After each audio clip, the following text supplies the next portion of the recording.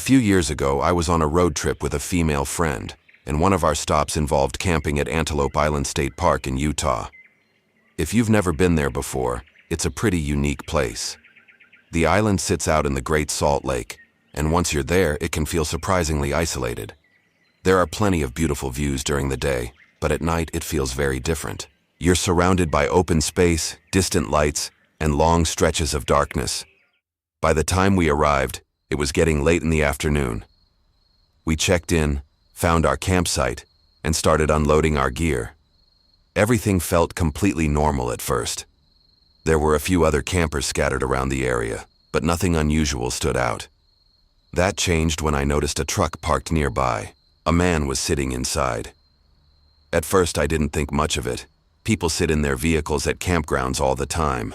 Maybe he was eating, checking his phone, or just relaxing before setting up camp. But after a while, I realized he wasn't doing any of those things. He was just sitting there, watching us. Every time I looked in that direction, he seemed to be staring toward our campsite. I remember mentioning it to my friend, but neither of us wanted to overreact.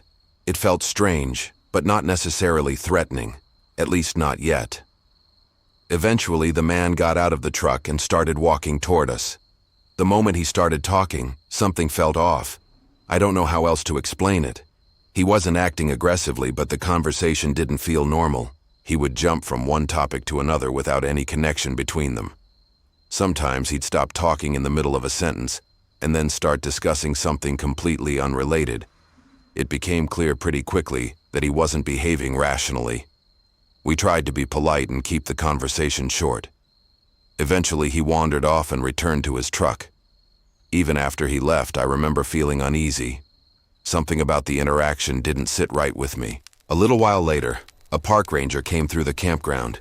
He was making routine rounds, checking campsites and reminding people about fire regulations. As he approached, my friend quietly mentioned the man in the truck and the strange conversation we'd had. The ranger listened and nodded. Then he walked over to speak with him. At first, everything seemed normal. The two of them stood talking for a minute or two. Then the man's voice suddenly got louder. Much louder. Even from where we were standing, we could hear him yelling. The ranger appeared to be trying to calm him down, but it wasn't working. Eventually, the conversation ended, and the ranger walked away. That was the moment my concern turned into something else. If the guy was willing to scream at a park ranger, there was no telling how he might react to anyone else. As darkness started settling in, things became even more uncomfortable. The man remained in his truck. The truck remained pointed toward our campsite. And every time I looked over, he seemed to be staring in our direction. At some point, he switched on his headlights. The beams cut through the darkness and illuminated part of the campground. Now we could clearly see the truck, and he could clearly see us. Neither of us felt comfortable anymore. Maybe nothing would have happened. Maybe he would have stayed in the truck all night, but neither of us wanted to take that chance. We decided to leave. I've never packed a campsite so quickly in my life. Within minutes, everything was loaded into the vehicle. The entire time I kept glancing toward the truck, half expecting him to get out and start walking over again. Thankfully, he never did. We left the campground and started driving off. A short while later, we saw flashing lights ahead. It was the ranger. This time, he wasn't alone. Several other people were with him. When he recognized our vehicle, he flagged us down and asked us to stop. He explained that they were in the process of removing the man from the area. Until they finished dealing with the situation, he wanted us to wait in an auxiliary parking lot nearby. So we parked and waited. Sitting there in the dark, my imagination started running wild. I remember joking to myself that the ranger would probably come back wearing the guy's face, like something out of a horror movie. Obviously, that didn't happen. But that's where my mind was at after everything we'd seen. Eventually, the ranger returned and told us the situation had been handled. The man was gone. We were free to continue on our way. We ended up finding somewhere else to sleep for a few hours that night. Even then, neither of us slept very well. To this day, I don't know what was going on with that man. Maybe he was dealing with personal issues. Maybe he was having some kind of mental health crisis. Whatever the reason, Spending hours being watched by someone who felt completely unpredictable remains one of the most uncomfortable camping experiences I've ever had. Sometimes the scariest encounters aren't with animals or things hiding in the woods. Sometimes they're with other people. A few years ago, I went wild camping in a remote part of Scotland with my sister, her best friend, and one of my own friends. None of us were particularly experienced campers, but we'd done enough trips before that being out in the woods didn't really bother us. The area we chose was pretty isolated. There weren't any campsites nearby, no facilities, and no other people that we could see. Just miles of woodland and open countryside, the kind of place that feels peaceful during the day, but a little different once it gets dark. We arrived in the afternoon, found a suitable spot, and got our tents set up. My sister shared one tent with her friend, while I shared another with mine.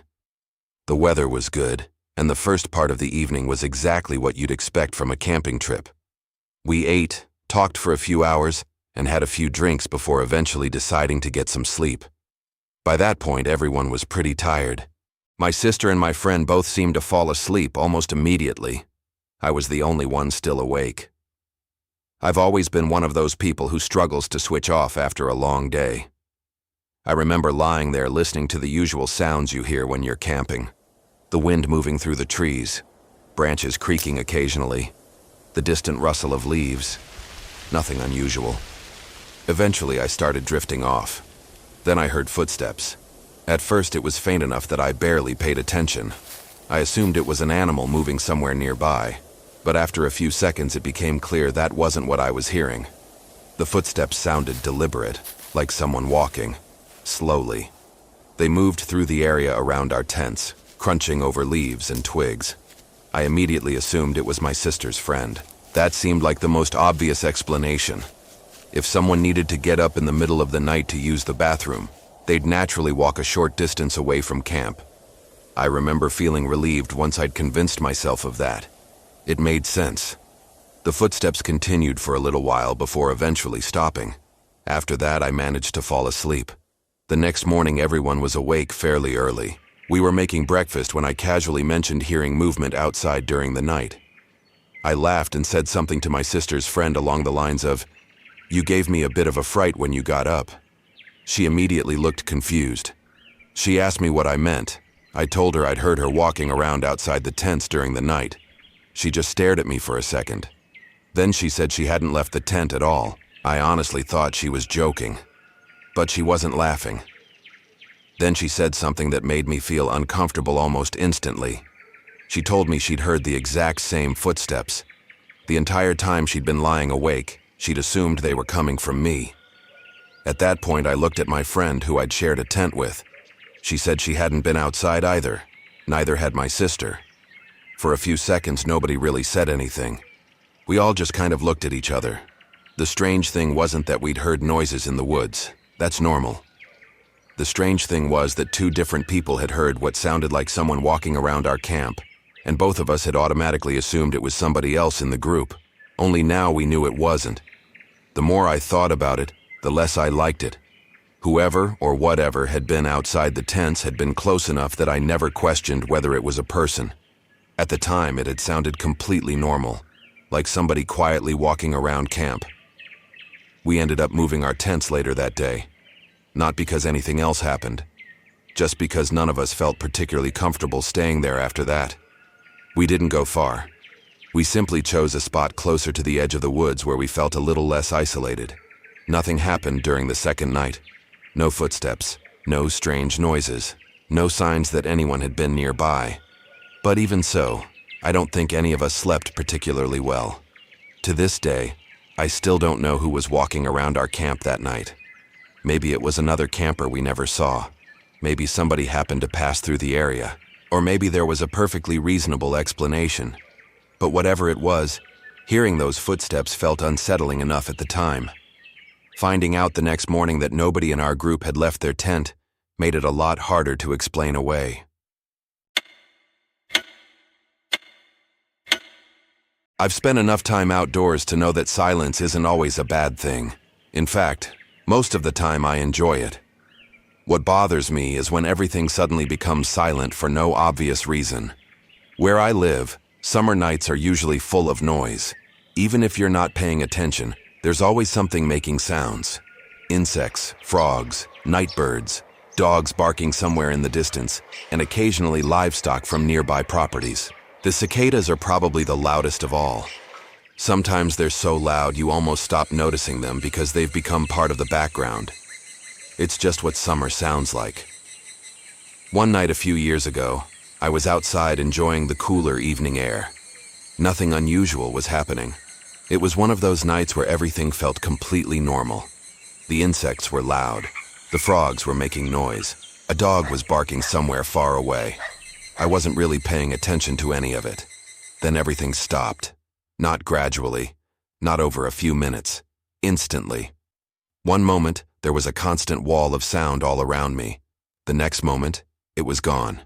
No insects, no frogs, no birds, nothing. At first, I didn't think much of it. I remember standing there for a few seconds wondering if I had imagined it. But the longer I listened, the stranger it felt. The silence wasn't peaceful. It felt unnatural. The best way I can describe it is that it felt like the entire area was holding its breath. I became aware of sounds I normally wouldn't even notice. My own breathing, the movement of my clothes, the sound of my shoes shifting on the ground. Everything suddenly seemed louder because there was nothing else to hear. I remember looking around, trying to figure out what had caused it. There was no storm approaching, no obvious disturbance, nothing I could see. Then I heard a branch break. It came from somewhere near the tree line. The sound was sharp enough that it immediately got my attention. I stopped moving and listened. For a few seconds there was nothing. Then I heard it again. This time it wasn't a branch. It sounded like something moving through dry leaves. Slowly. The movement would stop for a moment, then start again. Crunch. Silence. Crunch. Silence. Whatever it wasn't moving quickly. It almost sounded like it was deliberately taking its time. At that point, I started trying to convince myself it was probably a deer. We have plenty of wildlife around here, and that would have been the logical explanation. But something about it didn't sound right. The footsteps sounded heavier than I expected, more deliberate. Then I heard what I can only describe as bipedal footsteps, not four-legged movement, not the quick, uneven sounds animals usually make. These sounded like someone walking, one step, then another, slowly moving through the darkness beyond where I could clearly see. I remember staring toward the trees trying to spot whatever was making the noise, but it was too dark. All I could see was the outline of the forest. The footsteps continued for several seconds before stopping completely. That's the part that bothered me the most. The sudden silence was unsettling. The footsteps were unsettling. But knowing that whatever had been moving out there had stopped moving entirely somehow felt worse. I had no way of knowing whether it had simply walked away or whether it was standing still somewhere beyond the trees, watching, listening. Maybe there was a completely reasonable explanation for what I heard. Maybe it really was an animal. I've considered that possibility plenty of times. But in that moment, standing there in complete silence with something moving through the darkness nearby, it didn't feel like an animal at all. I decided I wasn't interested in finding out. I went back inside, locked the door, and stayed there for the rest of the night. Eventually, the normal sounds returned. The insects started again. The frogs started again. Everything went back to normal. But that brief period of silence is something I've never forgotten. Because if you've spent enough time outdoors, you learn that sometimes the scariest thing isn't hearing a strange noise. It's hearing nothing at all. When I was a teenager, a friend of mine owned a few horses and would occasionally let me and another friend take them out riding. We spent a lot of time exploring trails, old back roads, and areas that most people never really went to.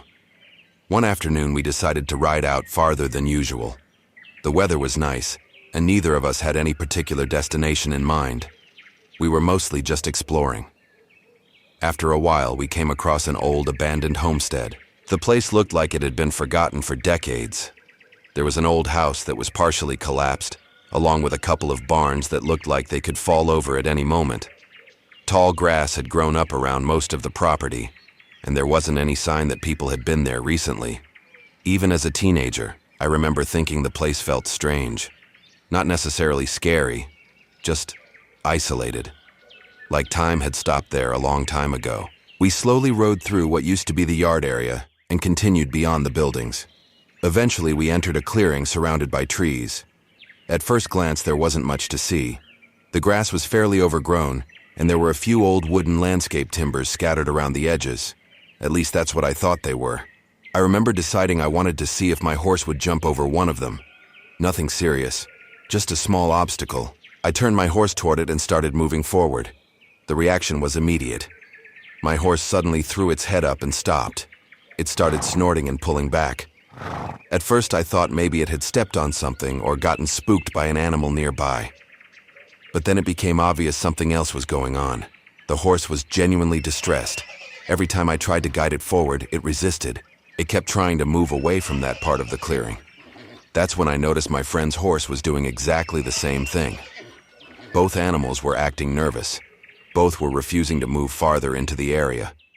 We looked around, trying to figure out what they were reacting to. There weren't any predators nearby. No strange noises, no people, nothing obvious at all. The horses continued snorting and shifting around nervously. Eventually, we decided to get off and take a closer look. As we walked through the grass, I started noticing flat stones sticking up from the ground. At first, I assumed they were just random pieces of rock. Then I looked more closely. One of them had writing on it. That was when I realized what we were actually standing in. The stones weren't random at all. They were gravestones. We had unknowingly ridden into an old cemetery. Most of the graves were hidden by years of overgrowth. Some of the markers had fallen over completely. Others were so weathered they were difficult to read. If we hadn't gotten off the horses, I'm not sure we would have noticed right away. The strange part was what happened next. The moment we led the horses out of that area, they calmed down almost immediately. No more snorting, no more pulling away, no more nervous behavior.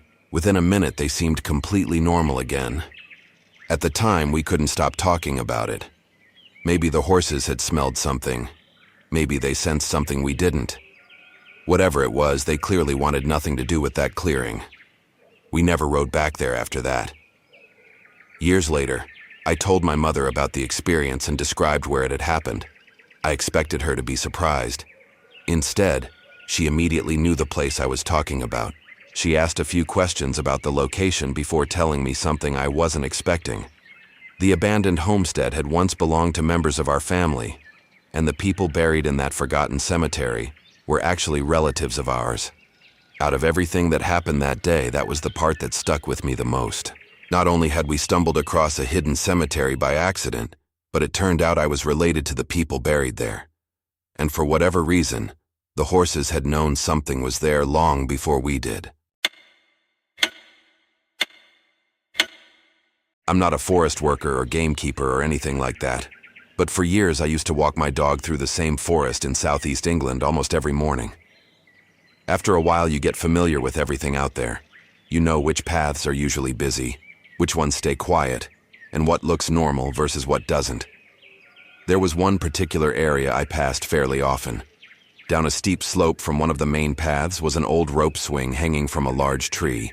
During the summer, it was pretty common to see teenagers hanging around there in the evenings. Sometimes there would be empty drink cans or evidence of people smoking, but nothing particularly unusual.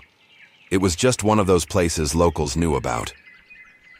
One morning, probably around 10 years ago now, I was walking my dog along a path that ran above that area. The weather was fairly clear, and it was still early enough that there weren't many people around. As I approached the ridge overlooking the swing, I happened to glance down toward it. At first, I thought somebody was simply standing near the tree. Then I realized something wasn't right. There were several baby dolls arranged in a circle on the ground around the swing. I couldn't tell the exact number from where I was standing, but there were at least 5 or 6 of them. Another doll was sitting in the swing itself. Standing beside it was a person wearing what looked like a heavy hooded robe. At first, I thought maybe they were dressed up for some kind of event or performance. Then I noticed the mask. Even from a distance, it stood out. It was bright yellow with black and red markings, and it appeared to have horns. The person was slowly pushing the doll in the swing back and forth while chanting something. I couldn't understand a single word they were saying. It wasn't English, at least not as far as I could tell. The entire scene was bizarre enough that I actually stopped walking for a few seconds just trying to make sense of what I was looking at. My dog stood beside me, completely unaware of how strange the situation was. I remember wondering whether it was some kind of ritual, a prank, or maybe a student project. Whatever it was, I knew I wasn't interested in getting any closer. The whole thing gave me a bad feeling. So I quietly turned around and took a different route home. Even after leaving, I kept replaying what I'd seen in my head. The dolls were the part that bothered me the most. If it had just been somebody wearing a strange mask, I probably would have forgotten about it by lunchtime. But the dolls arranged in a circle made the whole thing feel deliberate, almost staged. A couple of hours later, I was outside loading my dog into the car. The area behind my house backed onto the same forest, although some distance from where I'd seen the person earlier that morning. I wasn't thinking about the incident anymore until I noticed movement near the tree line. A group of people emerged from the woods. At first I thought they were hikers. Then I realized they were all dressed exactly the same. There were 7 of them. Everyone wore the same style of hooded robe. Everyone wore the same type of mask. And each person was carrying a lit torch. What struck me immediately was how silent they were. Nobody was talking. Nobody was laughing. Nobody seemed to acknowledge anyone else. They were simply walking in a line across the car park. The only sound was the occasional crackle coming from the torches. I remember getting that same uneasy feeling I had earlier that morning, except much stronger this time. Something about seeing an entire group dressed that way made it feel far more unsettling. Even my dog seemed uncomfortable. Normally he was curious about everything, but he stayed in the back of the car and wouldn't stop staring in their direction. The group continued across the car park without saying a word and disappeared into the woods on the other side. That was it. No confrontation, no explanation, nothing else happened. To this day, I still have no idea who they were or what they were doing. I've considered every reasonable explanation I can think of over the years. Maybe it was some kind of performance group. Maybe it was a private gathering or event. But regardless of what the explanation was, seeing those masked figures emerge from the forest carrying torches remains one of the strangest and most unsettling things I've ever witnessed.